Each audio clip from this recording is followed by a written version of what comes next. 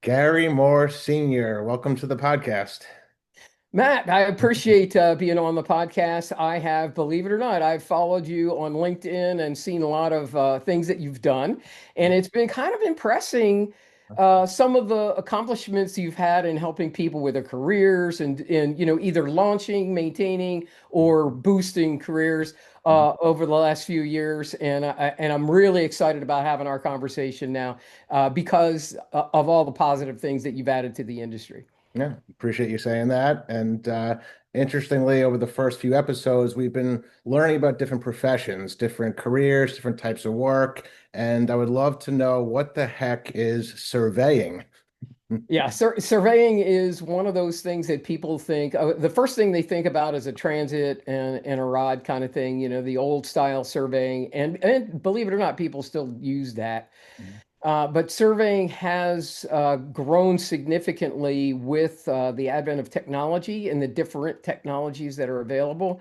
It used to be they used to use an actual chain. So when they say, oh, grab the chain from the truck, nowadays you would be grabbing a measuring tape, a 100-foot measuring tape, but back in the day, you would actually be dragging out an actual chain. Mhm. So surveying, started out as a way to differentiate property lines or where on a property an improvement was going to be made. So the improvement could be something as simple as a house or a fence, or in today's world, if you're building a new home, it could be a septic system and a well. So you have a survey done of the property to make sure that all those features are incorporated inside the property and not negatively affecting the adjacent property owners. So survey, let's start with the basics. Okay, so back in the day they didn't have like a lot of the different not even technologies that we have now. They didn't even have tools and equipment that we have now. They had surveyors, or they had survey instruments, but they were so basic that you had to do a lot of actual mathematical calculations, which is nowadays it's crazy if you think about it, because that's all done for you.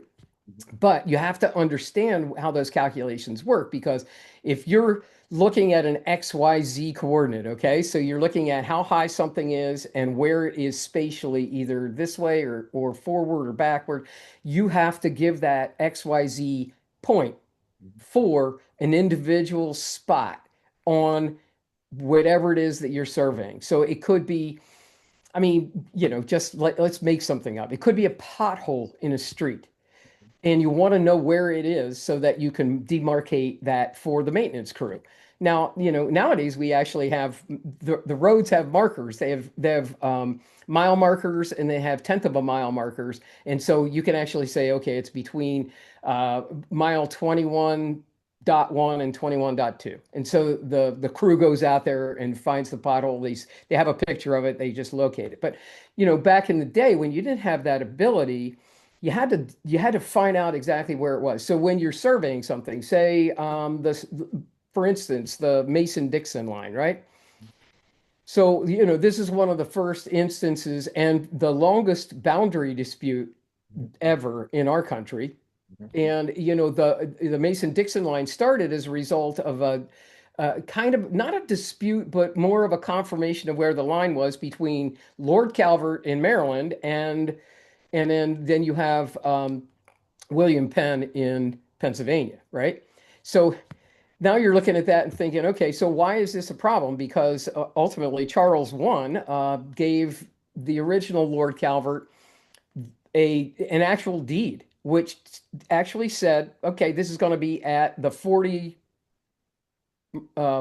meridian. So it's the 40th degree meridian. It goes across, and Penn said, "Hey, I think we should have more of that than you," even though it's in a deed from King Charles. They were like they started going back and forth, and you had places like Philadelphia being developed as a city, as a port. And then you had the Delaware counties, which were also now, they became part of Pennsylvania, believe it or not. At one point, they were actually the Delaware counties of Pennsylvania. And so you've got all these different entities that exist, but you don't know how to define them. Mhm. So Mason and Dixon go out, they use stargazing So they're all right, now they're getting direction from the stars, Mhm.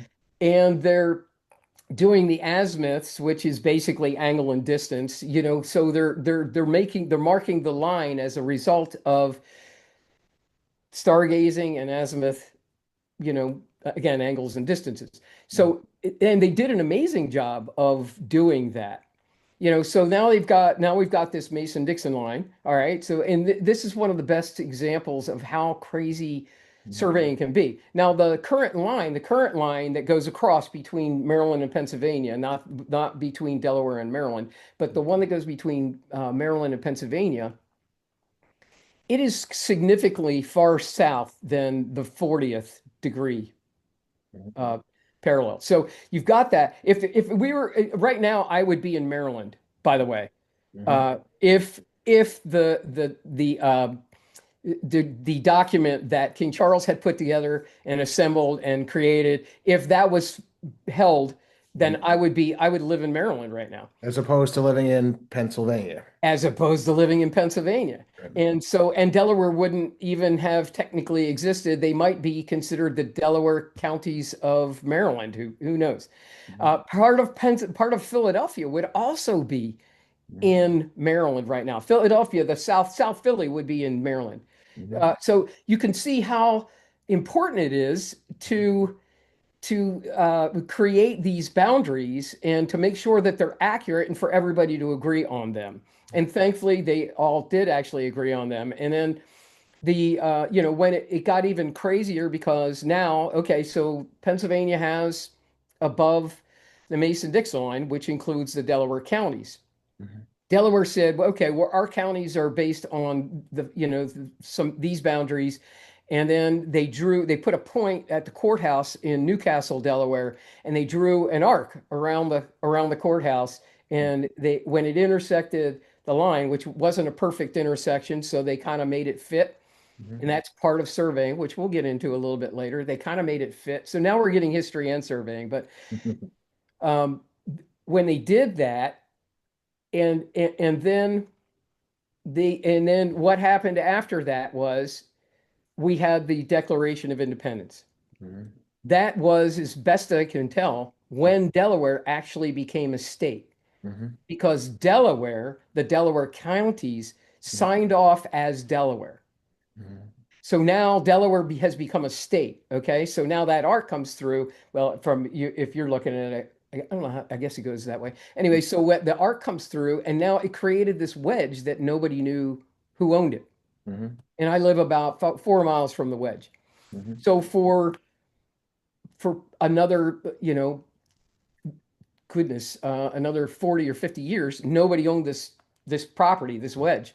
Mhm. And and so Delaware and Pennsylvania went back and forth, and then they had Pennsylvania did a study, Mhm. which all good things, have studies, right? And Pennsylvania did a study, and ultimately the study of from Pennsylvania, the state of Pennsylvania said, you know what? Delaware probably should have that wedge. So then it became the last chunk of Delaware, and it is the last disputed property state boundary line to be rectified. Mhm. Okay. Yeah. So after that, there were no disputed boundary lines. There were additional states that came about, but there weren't any disputed property lines after that. Okay.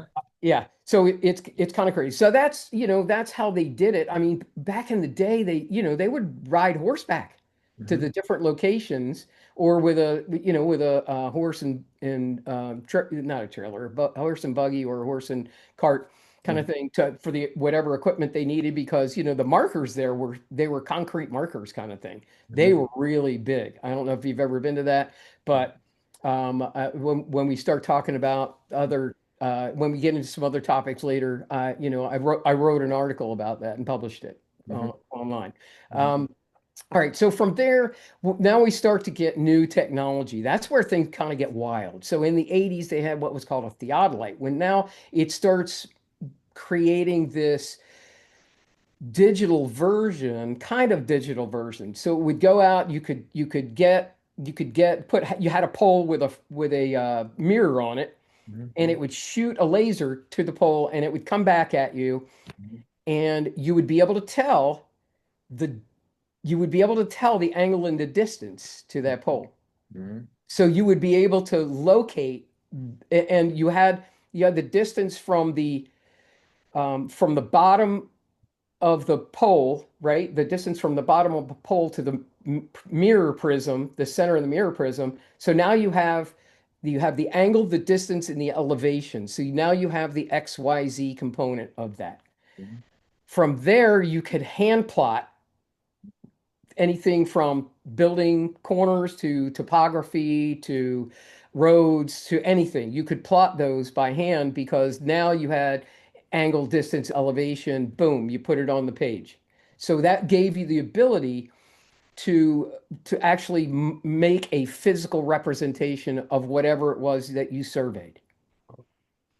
Now, why is this important at all, right? You're thinking to yourself, okay, so there's a lot of reasons why it's important. I mean, there are sometimes neighbors infringe on your property.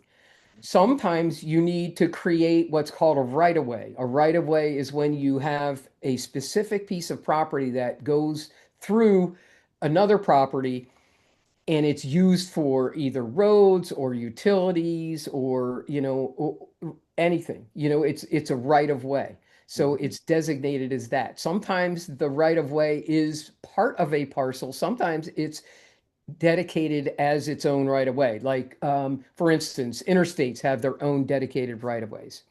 So you have this. So it's now important because if you're going to build an interstate, Mhm. you want to build it in the right place, right? You don't want to screw that up. So you got to be careful, and if it is screwed up, you don't want to build it in the wrong place. And here's a perfect example. I once I had somebody that I knew. They had a summer home in Ocean City, Maryland, in a development, big development, Ocean Pines. In that development, a new house went up in the development Mhm. and the house was complete. The builder went to turn over the keys, and lo and behold, it was built on the property next door, Mhm. not the owner of the property who wanted to build the house. So this guy paid to have a house built. It ended up getting built on the property next door. Mhm. Now you've got a big problem because the guy next door, he just thought he had a lot. Now he has a house. Now he doesn't want to get rid of the house. He wants to keep the house because somebody built it on his property and he technically owns the house, but he got what's called undue enrichment, which means he got a house for free. So there was an agreement that was worked out, and then the contractor built the house on the correct parcel. So, when the surveyor went out there and marked it, Mhm. that was a big faux pas, and that was a problem. So if you're not marking it out on the right, whoever marked it out, I Mhm. believe it was a surveyor, it might have been the contractor themselves, but whoever marked it out on their own property. So that's why you want to make sure that you do everything within the boundaries of that survey. Surveys are really, really important when it comes to public utilities as well. Like when you talk about the Purple Line in DC, Mhm. the company that I work for, we did some work on the Purple Line. We did some surveying work and we did some design work with regard to the Purple Line. And when we did that, we had to, because now you're coming up out of the ground at a certain spot. So you've got to locate Mhm. wherever that train station is going to come out of the ground. You've got to locate that. They've got to obtain the right of way for that. They have to, and it has to be built, and it has to all be built in one place. Mhm. So it's very finite, especially when it comes to urban development, because when you have urban development, things are very, very close. In other words, you don't have room for error. A perfect example of incredibly small room for error is the Howard Street Tunnel. Mhm. We went inside the Howard Street Tunnel and we surveyed the entire 1.7 miles of the Howard Street Tunnel because they want to create CSX. That's a CSX tunnel. So CSX they do mostly rail shipping. So they have the box cars, Mhm. and in everywhere except for Baltimore City in the Mid-Atlantic, Mhm. they can double decker the boxcars. Mhm. But if they get up to from the south, well, they have to take the top one off, move it, run the train through, unload, come back, put the other boxes back on, run through again, and then put them all back on again, then head up to Boston, Mhm. that kind of thing, or New York or Philadelphia. So they want to be able to not have to take those off as they go along. They want to be able to just keep on going from a shipping perspective and consider the amount of money it costs to reroute or relocate or move the boxes, if you will, in that way. So we go in, we scan the entire inside of the tunnel, Mhm. and we had a conversation with the engineer who was working on that, Mhm. uh, and they were like, "Well, shouldn't the tunnel be smooth?" And we were like, "Well, not really. It's a 100 plus year old tunnel. So it's going to have anomalies inside the tunnel. Things happen inside the tunnel." Mhm. And they were like, "Well, what about this hole?" Mhm. And we were like, "Well, that's a good point." And I personally walked the tunnel myself and taken video and pictures of the tunnel. And I said, "Well, that hole is where two bricks fell out of the ceiling, Mhm. and that's what the hole is." And we captured that. Mhm. And they were like, "Well, there's a bump in the ceiling of the tunnel, like at this point." And I'm like, "You're exactly right." And I said, "That bump is basically from a stream coming through Mhm. the ceiling of the tunnel and the mineral deposits creating a stalactite, right? Stalactite is the upper one. Not sure. I can't remember. Anyway, don't, any listeners, I'm Mhm. not a geologist. But it was mineral deposits creating, and it created a bump Mhm. in the middle of the tunnel. And realistically, that bump, I think, was probably 8 inches. So it was an 8 inch bump. So now they they're looking for a 1 inch clearance inside that tunnel. So they need to know that kind of thing. Mhm. Plus, they need to know where those two bricks were at, because they probably want to, in the course of, what they're doing, they probably want to repair that and make sure that the tunnel is, you know, structurally it's sound, but they want to make it, perfectly structurally sound, if you will. So our survey concentrated on an accuracy level of like 3/16 of an inch, Mhm. which is really tight. Mhm. That's really a tight, capture. Yeah. So it, we just had to be very, very accurate, and we had the equipment to be that accurate, and that's how we did that. So, So sorry. question for you on, so speaking of accuracy, right, and the equipment, right, I can't help but think of that, so the Mason-Dixon line and the stargazing, right? So I had a question about that. So first of all, talk to me a little bit more about that, because they eventually came to an agreement, but there was a lead up to that agreement, right? And talk to me about the stargazing, talk to me about the Mason-Dixon line and the lead up there, because I feel like a lot of this is to define a location is in relation to other locations, right? And that's otherwise it's very tough to define a space, right? Or survey a space unless you're defining it with other locations in mind. You tell me, but I want to hear Okay. more about the stargazing Mason-Dixon line because before I move on, I would love to hear more about that. Fair enough. The Earth, the inhabitants of the Earth, Hmm. have chosen to utilize longitude and latitude Hmm. and elevation Hmm. as the 3 point definition of any given location. Hmm.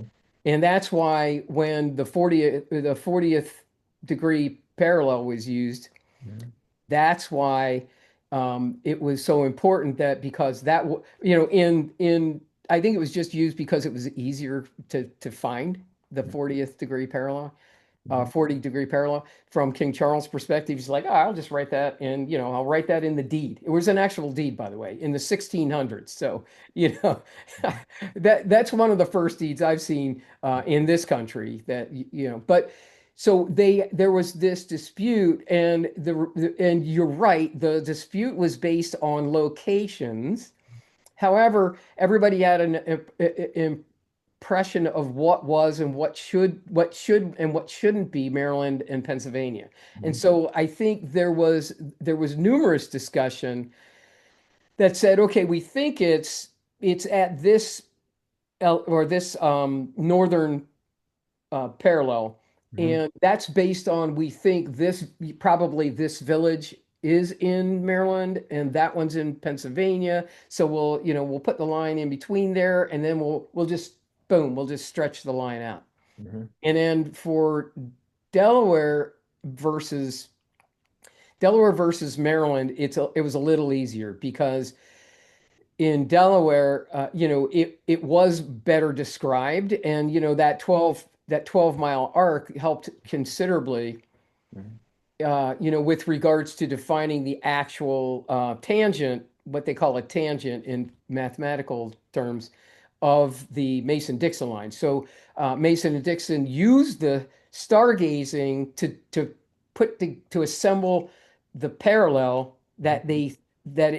everybody thought it should be. So basically, they're establishing a line that was predetermined by the Calverts and William Penn, Okay. essentially. And it took a long time for that to happen, to be honest with you. I mean, How long did it take? like decades to actually get it all put together and all the and markers and not all the markers remain, to this day. The Mhm. line remains, and the line's pretty strong because a lot of the markers are in place, like the one marker that turns the corner. So you go across Pennsylvania, you go down, down Delaware. That corner marker still exists today. I've actually hiked to it more than once, and it's pretty fun to watch. Likewise, if you extend the Mason-Dixon line east to what's called the arc corner marker, which designates the top line of what used to be the old wedge, Mhm. there's a marker there Mhm. that designates that. And so, as we went along, I mean, they were using stars. I mean, using stars for travel, using stars for survey. Uh, Mhm. We've been doing that for millennium, Yeah. if you think about it. I mean, in the Bible, there's the account of the three wise men. Mhm. I'm just promoting that the three wise men found Bethlehem based on the star, and they read the stars, so to speak, to find Bethlehem. Okay. And so finding your travel way and finding a spatial orientation Mhm. has been done for millennium. Sure. So I Yeah. heard like a big three almost. There was the longitude, the latitude, and the The elevation. ele the elevation. Yeah. Okay. And And that's so the XYZ. XYZ. Yep. So Mason-Dixon line. What's another example in the United States of something similar where there was a dispute, a famous dispute?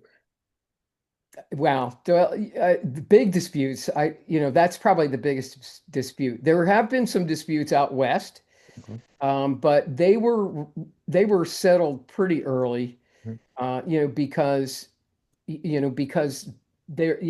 out west is so big, Mhm. in the mid-Atlantic, in the northeast, everything's, it's pretty well developed. So, it had to get figured out pretty quickly. So, and Still quickly was decades. It sounds still, and Mason-Dixon quickly was still decades. well, Mhm. most cases it wasn't Right. that long because a lot of boundaries are geographic in nature. So you'll have, say, a river. Mhm. For instance, the river that separates Texas from Mexico now. Mhm. The Rio, that's the Rio Grande, right? I'm geographically impaired as well as other impairments. But so that represents the boundary. So a lot of boundaries are either, in the middle of a mountain range, like the Pyrenees, designates between France and Spain now.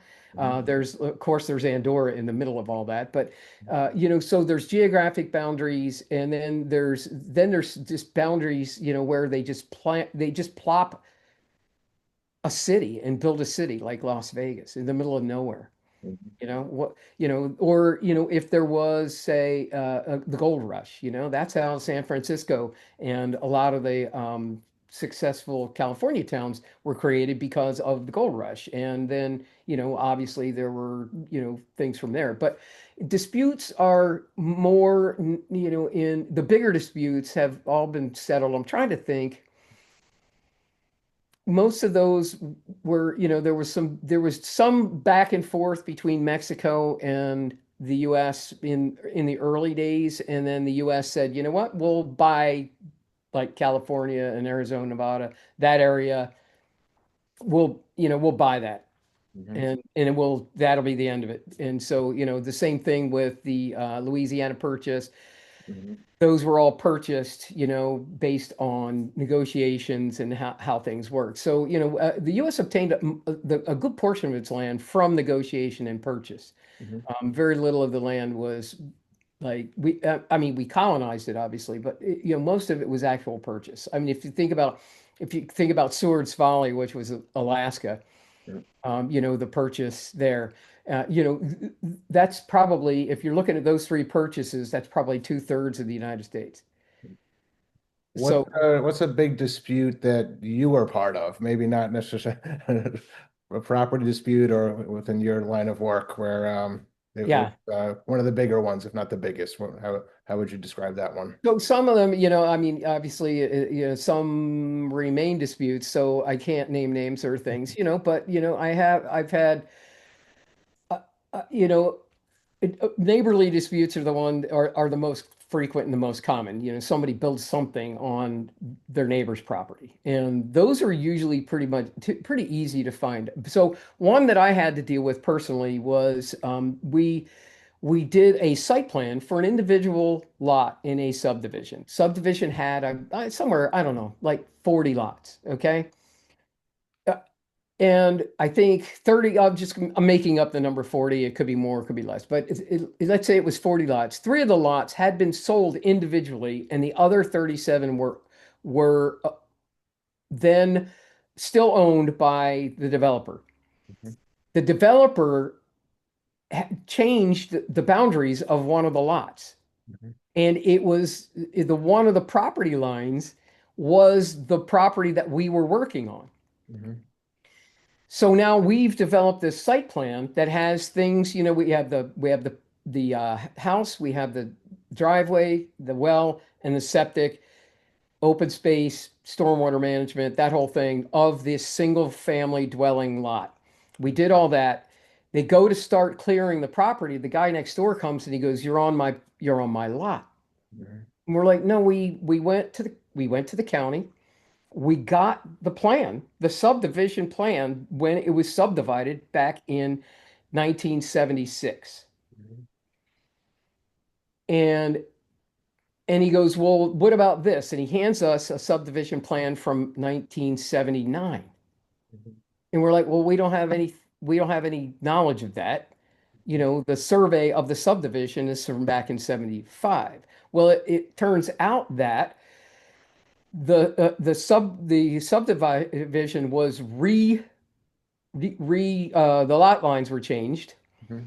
and as a result of that, they re-recorded that subdivision. But Mhm. in the process of re-recording it, they didn't sunset the old subdivision plan. So now you have two different subdivision plans that are both accurate, Mhm. because the first one wasn't sunsetted. So now we've got this problem. So ultimately, there was an agreement to, obviously the newer one takes precedent. So Mhm. I think we moved the septic system over a little bit, and everything was fine. But we had that issue and we had to go to court to figure it out. And, I'm going, well, the county was responsible for sunsetting the old plan. Mhm. And there should have been a stamp on the old plan as being sunsetted. And there should have been a note that this is the new plan, at that point. And that didn't happen. Um, Another one that I almost got involved in, but I didn't, because the potential purchasers didn't, they weren't into the amount that it would cost to actually fix the issue. This couple came and said, "Hey, we want to buy these four lots in a subdivision." It's subdivision. I mean, this is one of the simplest surveys you could possibly do, right? Right in the middle of the subdivision. And I said, "Okay, send me the deeds to the subdivision." And then we look it up in the county courthouse. And first of all, one lot, we can't find an owner. So we don't know if the person, not guy, the person, I don't even know, I don't actually even know who the owner was, but we don't know if the person selling the lot was actually the owner. They probably were the owner, but we don't know because it's not shown in the county record. So now we have one property that has no owner at all out of all three or out of all four. So there's three that have ownership and one that has no ownership. That could be an interesting gig, selling property that you don't even own. I Go think on. I think the sellers of the London Bridge would agree with you. So then I'm looking at it and going, okay, so the deed says that again, I'm making the number up, but the concept is correct. 765 feet to the east at the corner of the intersection of, I'm going to say Second and Main, Mhm. the corner of the intersection, there's a marker. And I'm like, there's no marker now because that road, Second Street, was completely abandoned Mhm. because for the Interstate 495 went straight through the county Mhm. right of way. Remember we talked about right of way earlier, right? So the federal government obtained a right of way for 495, and in the process they took a what's called a T intersection and they just took the one road out. So now the marker's gone too. There was a marker on the corner and Mhm. now the marker's gone. So we've got no way to determine. Now this was a subdivision plat that was done in the 50s, so it was all done by hand. There was no technology other than, the regular transit and the plumb bob and all that good stuff. And so but there's no way to tie that property down anywhere at this point. So now we're going to Even without the longitude, latitude, and elevation, that's not enough to get you all the way there. So on those subdivisions, they didn't necessarily show that. On the newer subdivisions, they actually do show that. And you have to tie into several markers, Mhm. which is called they call that control, which controls the location of the subdivision and of the subsequent lots within the subdivision.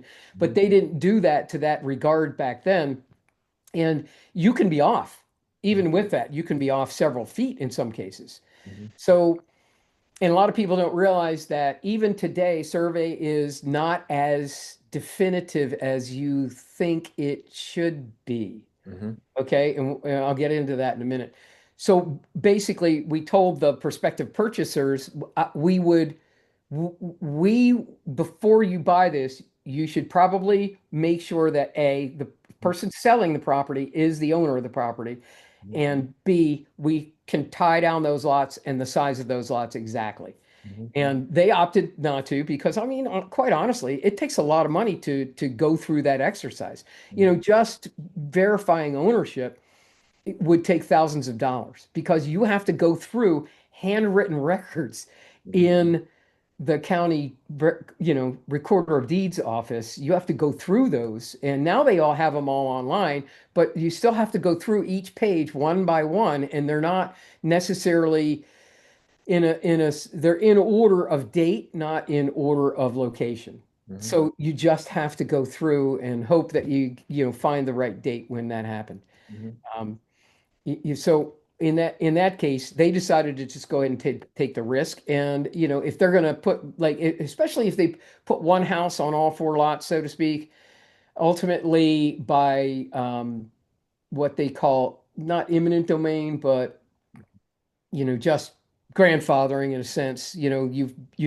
lived here for 20 years, and there is that scenario where somebody can actually take over part of your property if you do not immediately acknowledge their presence and fight that Sure. And presence. the one in was it DC, the tunnel that was in DC area, that was down to less than an inch of dispute. So talk to me about that one again. That was like even what 3/16 of an inch where Yes, it was in question. So talk to me exactly. about that a little bit. That sounds pretty tight. So they wanted enough to get the double decker container cargoes through. So because these things get shipped from overseas and then they get shipped through via train, And so when you're putting one on top of the other, by the way, it's a fixed height Mhm.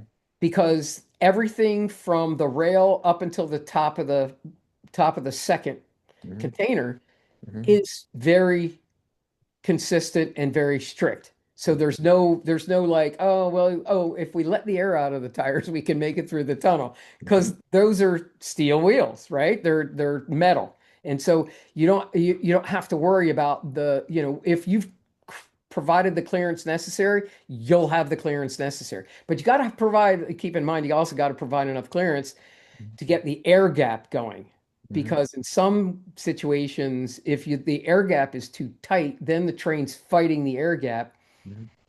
and that costs money because then the engines work too hard to Mhm. get it through the tunnel because it's pushing air. So whenever you're in a tunnel, you can always one of the clear ways you know a train's coming is if you can feel a steady breeze Mhm. coming through, a new steady breeze. Like if you just had like a basic breeze and then all of a sudden you can feel a breeze pushing through, you can be rest assured that if you can't see the train, it's coming. And Mhm. so you know to react accordingly, obviously get out of the way of the train.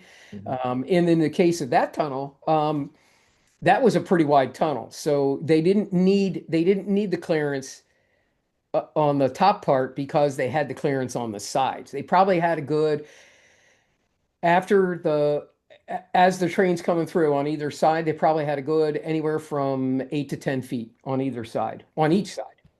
So, that allows for the air pressure to be abated Mhm. while they're coming through the tunnel. So, yeah, I mean, we want to make sure that we have that. But here's what gets interesting is just because you have digital technology doesn't actually mean you have you can nail it down to a specific location, Mhm. which is, I know it's strange to say, but I did a survey of a 100-year-old farm, and the farm itself had Mhm. an old deed, but it had not had a survey of the farm itself for since its inception over 100 years. So there we are. We're out there. We collect all the data, and we use the old deed to find the different locations for where the markers were. And I'm going to say it was like 157 acres. It was a big property. Mhm. We've probably got 20 plus boundary markers or corners, as they say. So, even the simplest of properties has three corners because, that's triangular. Most properties, like in a subdivision, if it's a cookie cutter, they'll have four, the typical four in the back or two in the back, two in the front. This one had just all sorts of boundaries all over the place. And, it's not really clear as to why that happened or how that happened, but it did. And that's how it worked. So we went through and we looked at it, and when it got to the end, there was like an 8-inch difference when you went all the way around the property and got to the end. There was an 8-inch difference between the angle distance Mhm. and the marker. Mhm. So now you have to do what's called close the property, which is closing the gap. Mhm. Okay. You either move the marker in to meet the calculation or you recalculate to meet the marker, because it has to meet. So you have to close the boundary, so to speak. Mhm. And in order to do, sometimes you just have to do that. In smaller cases, it's a quarter of an inch or an eighth of an inch, and nobody actually even knows that it exists. Mhm. I a few years back, just before the recession, Mhm. purchased a 49 and a half acre parcel, right? Mhm. So, and here's what's interesting about that. Let me roll back to the 857-acre parcel. Because that was the first parcel to be surveyed, we were allowed to move it Mhm. to meet the marker. Mhm. If adjacent property owner had surveyed their property and had a newer marker, Mhm. we had to abide by the newer marker. Mhm. Mhm. Okay? So there's a question of whether you lose property or gain property based on that. I have two things that are coming to mind, and maybe you could help me determine why they're coming to my mind. But so two things. One is when driving on a highway, a lot of times it blows my mind how close that clearance is when you have a tractor trailer going through an overpass. A lot of times Man, that was close. Yeah, And so yeah, that comes to mind. And the other thing is it's from an episode of The Wire, the old show on HBO, which I think is a fantastic show where in the inner city of Baltimore, they would change the street signs to throw off the police. So the police would say, "Oh, this incident's on the corner of Pensy right, and Gold," right. but those weren't the streets because they would. And Yeah, I feel like this happened to me a couple of times, or I've been in areas where maybe I wasn't necessarily wanted, and it's thrown to confuse, right? So wait, the GPS on my iPhone says I'm here, but these yeah, street signs look a little bit different. So anyway, those two things come to mind. I don't know if there's not if necessarily surveying or not, but clearances and then yeah, also street signs, which can be used to confuse rather than yeah. to clarify. So maybe tell me why these are coming to my mind. Yeah. All right. Well, first of all, the clearance is a really good example of construction layout. So, when we did the survey of the tunnel, we surveyed it specifically so that they had the clearance. They could understand where the clearance would be because they had to actually lower the tracks inside the tunnel. Okay. They by honestly only around 16 inches, which is astounding when you think of the concept that the tunnel was built 100 years prior. They had the wherewithal to think, okay, let's make this a big tunnel, and you could have put two tracks side by side. So I think ultimately that was their original. The original tunnel, you could have put two side by side, and I think that was the original intent. Let's leave room for another tunnel here. So if you need to add one, we could. Okay, so but with the clearance scenario, that is absolutely 100% a a financial issue, right? So if you give for every half inch of clearance, it may cost you in a tunnel, for instance, it may cost you $1 million. Okay, and you're like, wait, how's that possible, right? Because it's a half an inch for 1.7 miles. You have to add an additional half an inch for 1.7 miles. Okay. That takes extra effort and extra time. And while it's taking the extra time, those you can't use the tunnel. So for every day you can't use the tunnel, how it's millions of dollars of freight not going through that tunnel. So you're losing money for not going through the tunnel. All right. So now when you talk about an interstate, for instance, okay, why is that? Well, that's also money because for every inch or every foot you raise it, that's a lot of money. I mean, it's a lot of money because you're paying crews and you're paying, for equipment and you're paying for materials like concrete. And so you're paying for all that. So you want to get it as tight as you can, but not be like realistic. And I will say that it does look very, very close on a lot of those tunnels or a lot of those bridges.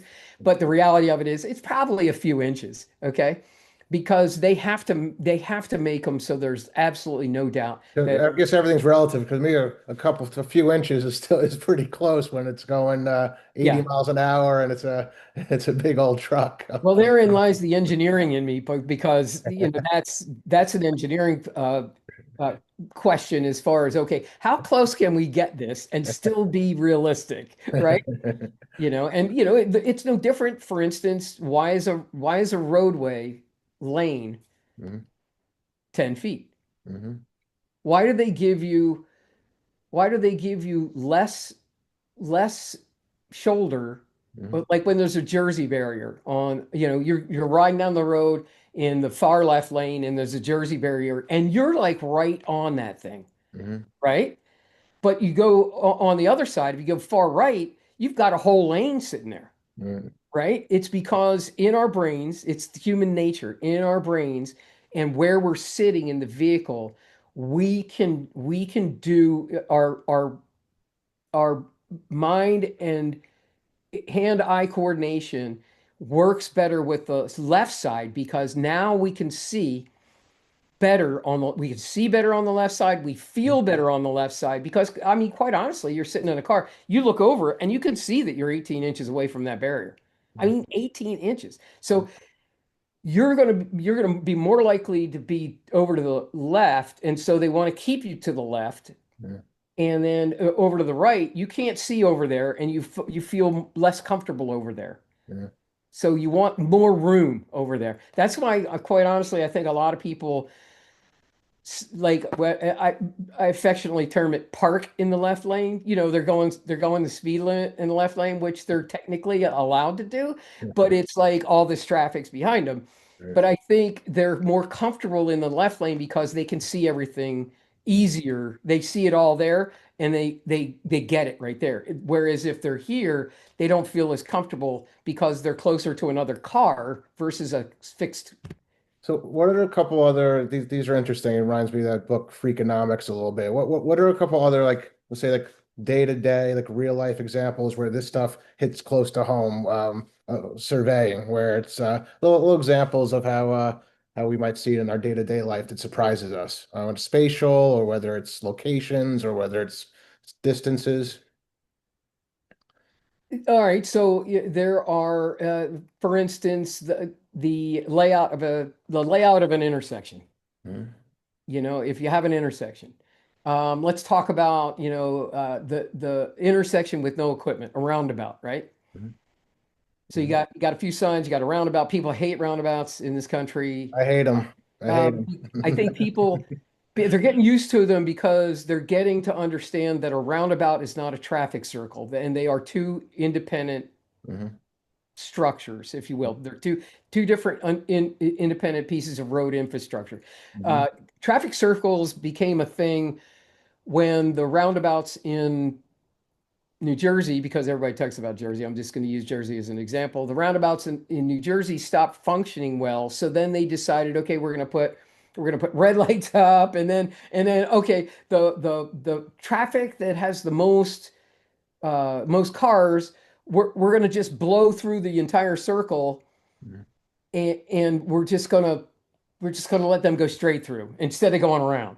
And Right. then suddenly the traffic in the other direction gets increased, and they're all right. Well, now we'll add that in there, and so it just became this Charlie Foxtrot of trying to keep up with people and their driving habits. And it's not good, it's not bad.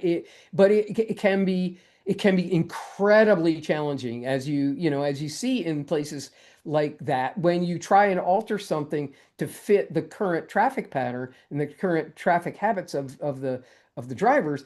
It becomes incredibly challenging. But if you look at the standard roundabout, it actually works. They have the in the middle of the roundabout, and it depends on the roundabout what the roundabout's focus is. So if it's a small, tiny roundabout in the middle of a village, so to speak, you're probably going to plant something in there because you're going to want people to go even slower than normal. I mean, like they have faster roundabouts, but those I mean, you just want people to go like 15 mile an hour around those roundabouts so that, all right, they're well aware. And the purpose of a roundabout, by the way, instead of a instead of a four-way stop or just a stop in one direction, purpose of a roundabout is specifically to prevent accidents or to reduce the number of accidents in that location because clearly there's a problem there because of the traffic patterns that people just get hit so in the one I'm thinking about recently they put a roundabout on. It's called Route 41 in our area, and it had a scissors intersection, and it was really dangerous if you were trying to cross the highway. And I mean, really dangerous. So that every time you cross that highway, even if you're at like a perpendicular, you could feel the tension in yourself because you wanted to make sure that you made it across well. But when you have like what they call the scissors intersection, and it's not a 90-degree intersection, it increases the tension and it increases the ability to have an accident, because you're more nervous, you're more willing to maybe take a chance to get through, it's all those things. And so they put a roundabout there, but here's what's interesting. There's a lot of truck traffic there. So whenever there's a lot of truck traffic, you have to accommodate for an 18-wheeler, right? You have to accommodate for that because they're not going to stop using that unless you prohibit them from using it. So they're going to still use the highway. So you've got to give them enough room, enough berth to do that. So in this case, now you just don't have one lane. You have one lane and the inside of that circle, right? The inside of that circle has to be big enough Mhm. to accommodate the truck leaving the Mhm. pavement. Mhm.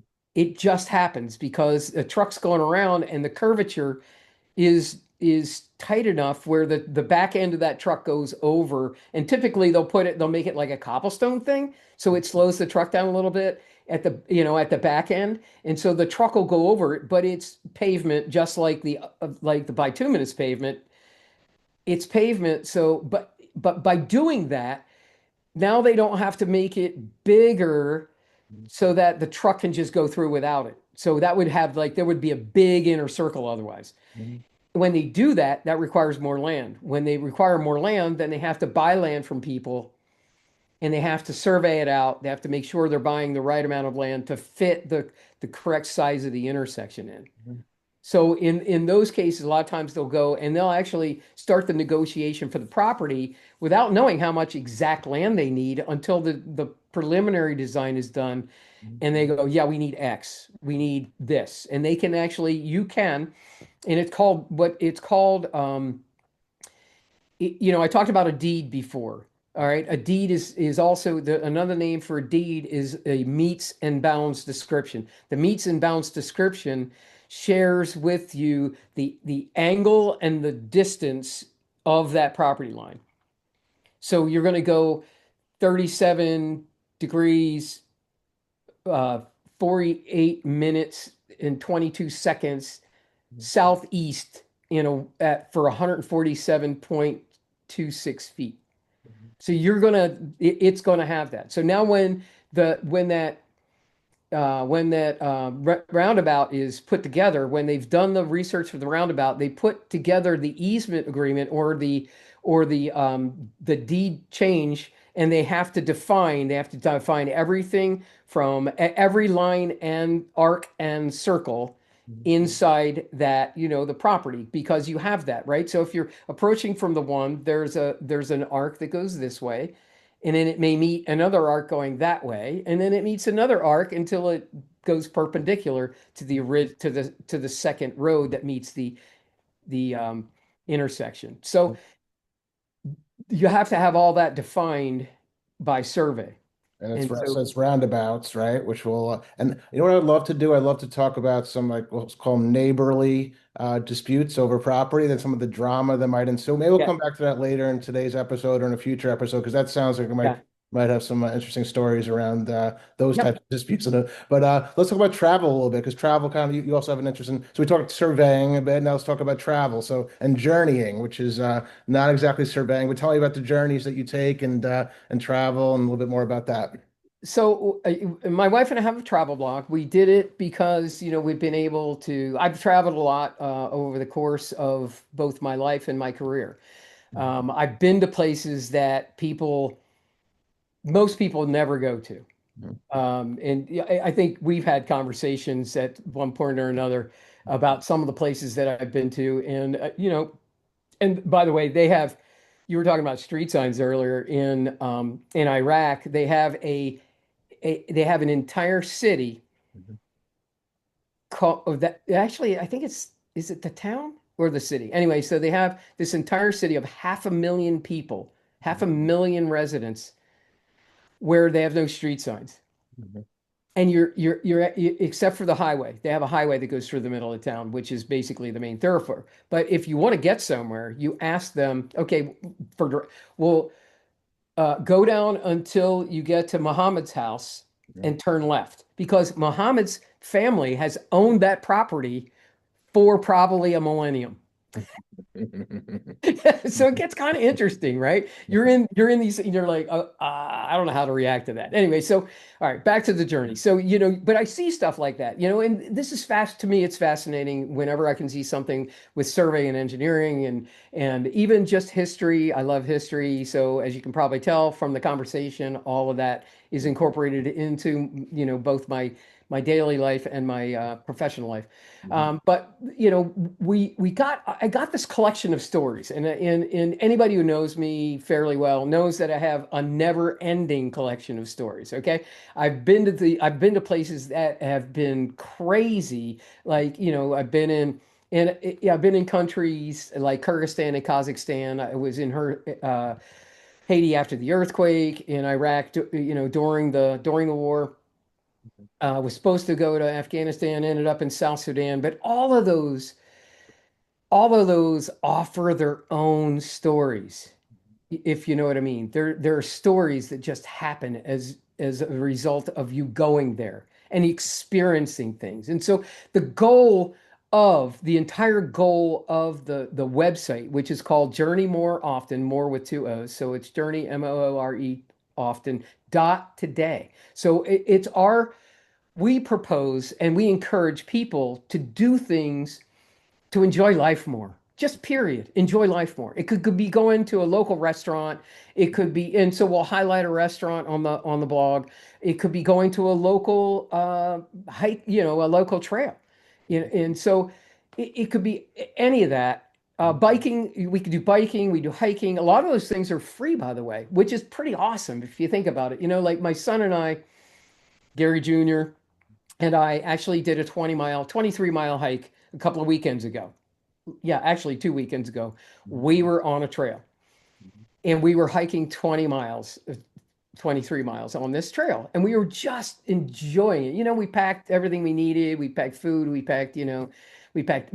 sleep in hammocks, but we just had a blast. We had a great time together. We built this fire, in the early evening and just sat by the fire and just had great conversation. So I mean, something as simple as that and just to enjoy life. Now, obviously you have to buy the trail equipment, but if you go on a local trail that's only half mile, 2, 3. We've seen what we call day hikers.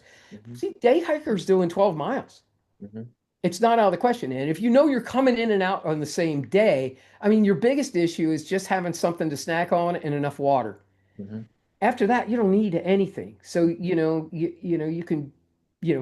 could probably bring uh, a grocery bag with your stuff in it if you wanted to. But the reality is, you don't need to spend a whole lot of money to have fun to do that. And some of these, like we did a free trail in Hawaii, for instance. And it was, by the way, it was one killer trail, and it, the warning is if you're not like in shape, don't do some of these trails. But if you aren't, like the one trail, I'll tell you a trail after the trail that we did. So my wife Diane and I are doing this trail, and it is a 1,700-foot elevation change in 1.5 miles. Mhm. That's a lot of elevation change. Mhm. It's a lot. So there's a lot of switchbacks, and at the end there's like 100 steps, and they weren't like uniform steps. Like, somebody actually built them. There were steps that were like 4 inches and steps that were like 20 inches. So, a guy like me who's short, yeah, that's a little bit of work getting up a 20-inch step. But at the top of the trail, there's a plateau, a small plateau. And we got up there, and there's probably a dozen people already up there, right? And it's near the end of the day. And this particular day, unfortunately, it was overcast, so we didn't get a chance to see the sunset because we could have seen the sunset in one of three different valleys that you could see from that. It was a peak meeting a peak. It was absolutely gorgeous, and it was free. You didn't have to pay a dime. And it was just awesome. Mhm. And then after that, we went to, actually, it was before that. Yeah, we went to, it wasn't even that long. I mean, I think the trail was maybe, I don't know, quarter, half mile long, and to Mhm. get to a gorgeous, like 80-foot waterfall, Mhm. just a quarter mile away. Mhm. And it was kind of muddy. It was really funny because there was a couple that was clearly on a date, and she was wearing white jeans and white sneakers, and it was like red mud. I mean, like red mud. I'll get you Mhm. the color. Here's the color here. of the mud, right? So we're going through, now we're wearing hiking boots. So we actually don't care. We're wearing hiking gear and hiking boots. We don't care. We're sloshing through this mud and I didn't even bother. She probably turned around and went back because we didn't see her. We were there probably, 15, 20 minutes, enjoying the waterfall, taking pictures, that kind of thing. And then we walked back again. So, those two hikes were what we call day hikes. Mhm. And then there are other hikes that you call there's actually one that's easier than that. They're called urban hikes. I Mhm. call them urban hikes. And oh my God, they're awesome because people don't realize that these hikes exist even, Mhm. right? Philadelphia has the Independence Trail. Mhm. Boston has the crap. Mhm. What's it called? Somebody help me. Mhm. Not the it's its own trail. Mhm. And DC has the Spy walk, you know, and you can there's one in California it's like there's one in Texas with the Alamo, there's one in California with in Northern California in through this urban, and they give you different sites to see in the and what those are. Like in Boston, for instance, they had where the massacre occurred. They have the church where they spoke from, and it's cute because there's a little balcony that you could stand on that's like maybe 14 foot above the sidewalk, and that's where they're shouting from that, getting crowd all excited about the fight for independence.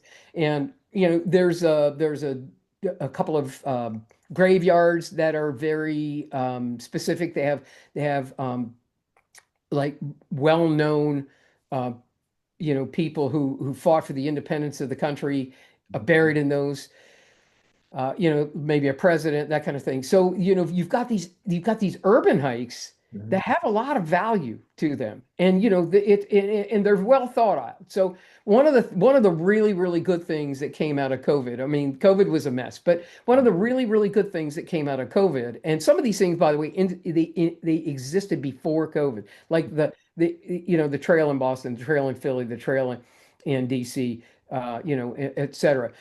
Those all existed before COVID, but after COVID that began, Rex and Park everywhere, Recreation and Parks Department everywhere. They were like, "This is our golden opportunity." Okay, now in some cases, they're looking like we're going to expand our fiefdom, but on the other hand, they did a lot of benefit for people.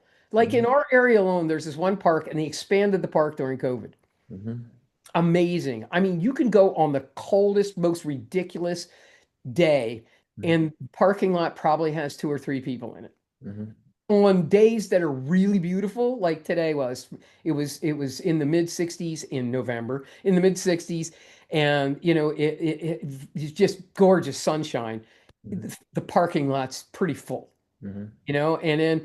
and then they use it for festivals and stuff like that. So, they really, I mean, I gotta really give credit where credit is due. A lot of government, parks departments and, those kind of things, they up their game to the next level and then some. I mean, Mhm. they really, really did a good job. And a lot of these are free. I Mhm. mean, that one park that I was just telling you about, I was walking through that park this morning doing a 5K walk, Mhm. and it's free. It's not even in the township that I live in, and Mhm. it's free. Mhm. Now you got to pay attention because some parks you go to, like if you go from, I live in Pennsylvania, Delaware's like 4 miles away. So if I go to a Delaware State Park, Mhm. I have to pay to park. So you Mhm. got to pay attention. The park's free, but parking's not.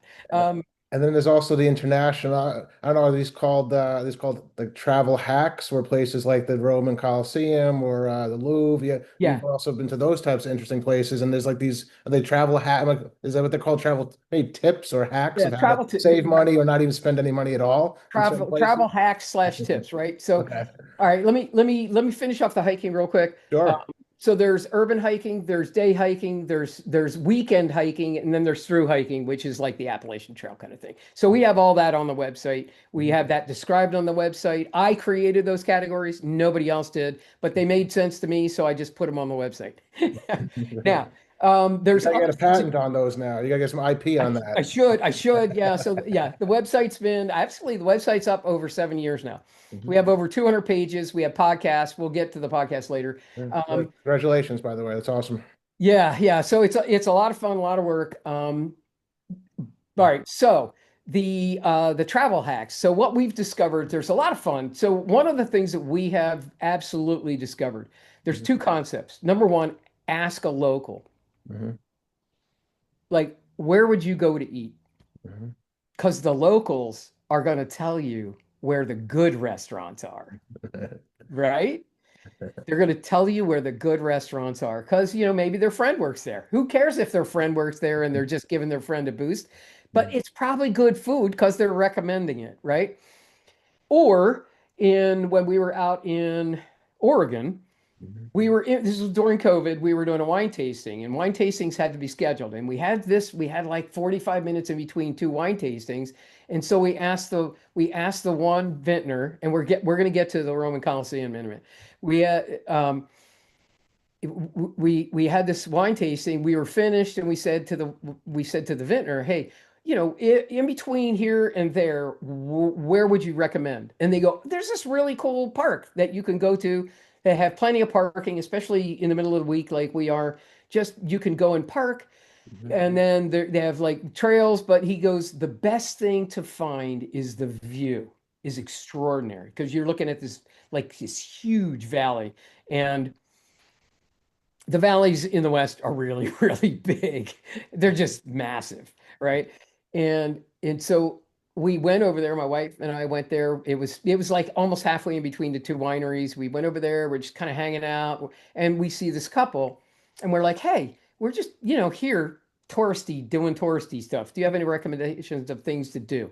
And they said, "Hey, you got to hit up Stonehenge." Mhm. I'm like, "All right, now you have my attention." And they go, "There's this Stonehenge. It's just east of Portland and it's over the Columbia River, just barely inside of Washington State." So we look it up. It's actually Stonehenge in Washington State. So we're like, all right. So we find out, we do a little bit more research because we can't go there today anyway. We figured, okay, we're going to do some stuff east of Portland anyway. So we'll make that as one of our stops. We find out this is free. You can just go there, right? It's a World War One memorial. It's the earliest World War One memorial in the country. Mhm. And if you think about the history of this, it was dedicated, I believe, in the summer of 2018. Now, if your memory serves you correct, you are right. Mhm. It was dedicated prior to the end of World War One, Mhm. which was, I think, November of 2018. All Mhm. right, close enough. But anyway, and it's in the blog, so if you want to read about it. But it was and think about when Washington became a state. So it hadn't even been a state that long, Mhm. only a couple of decades plus, right? So it hadn't only been a state that long. They barely had anybody in the Civil War. There were still some states east of Washington that weren't states yet. If you Mhm. think about it, they were still territories. Mhm. So this guy, this local businessman, wanted to honor those who died locally in World War One that were from that county in Washington State. Mhm. So he built this. Now, he didn't just build it anywhere. He built it on the Columbia River. Mhm. He built it on a plateau on the Columbia River that if you go towards the edge of the plateau, you could see in either direction no less than half a mile. Mhm. And the view is amazing. Mhm. And it's free, or it was when we went. You pull your car into this stone parking lot, park wherever the heck you want to go, and then just kind of weave in and out. And it's built just like the Stonehenge in the UK, except it's granite and it's so new that it doesn't even look like it's been over 100 years. Think about it. It's been there for 107 years Mhm. and it doesn't even look warm. Mhm. And I mean, because it's granite. Mhm. but it's free. And so we found that out by just asking a simple question. And it was so cool to see. And the view was cool. And it was just a nice experience. All right. Asking a local, asking a local. Asking a That's a tip. local. Okay. So then the one I can't even remember where we were originally, Mhm. but somebody said you gotta buy the skip the line experience. Like if you're going to Paris, you got to go to the Louvre, right? I mean, you're kind of obligated to go to the Louvre, you know. It's the thing, you know. So, and we were there right after Notre Dame burned down, Mhm. the cathedral, and we were definitely brokenhearted about that because the history of that particular church is just, and we've been in crypts in Mhm. Dijon. We were in a crypt, Dijon, France, and we've been in different places that we're just we've been to the Sagrada Familia I probably butchered that pronunciation, in Barcelona. You're following these, and you're kind of looking at this, but we wanted to go to Notre Dame, didn't happen because we were just there at the wrong time. Mhm. And we had the trip planned before it burned. Nothing you can do about it. Mhm. Absolutely nothing. But we did go to the Louvre. We got skip the line tickets, and it's really cool. The skip the line tickets, okay, they do cost more. So I think we paid $110 each. The normal entrance fee was 100. Oh no, not 100. It was $75 each. And then, that's if you stand in line, and that's why it's called skip the line. That's if you stand in line and wait your turn and then buy the ticket and then you get in. So, and that's all you get. You just get entrance. You don't get anything. The skip the line ticket, we show up. They tell you what time to show up. You show up. There's your tour guide. You have a tour guide. Oh my God. Wait, you have a tour guide Mhm. with this skip the line ticket. So the tour guide, tour guide, I think she was Ukrainian, spoke like five languages. She Mhm. was like crazy. She could speak obviously Russian.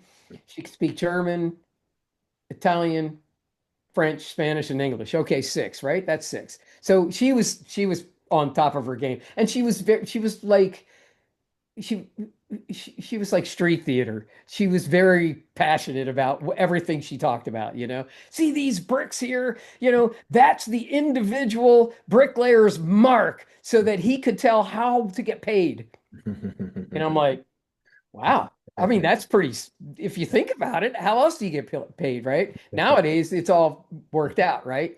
But and that's what they did. But anyway, she was doing that. But you show up in the courtyard, in the outer courtyard. She gathers everybody. She makes sure that she has everybody.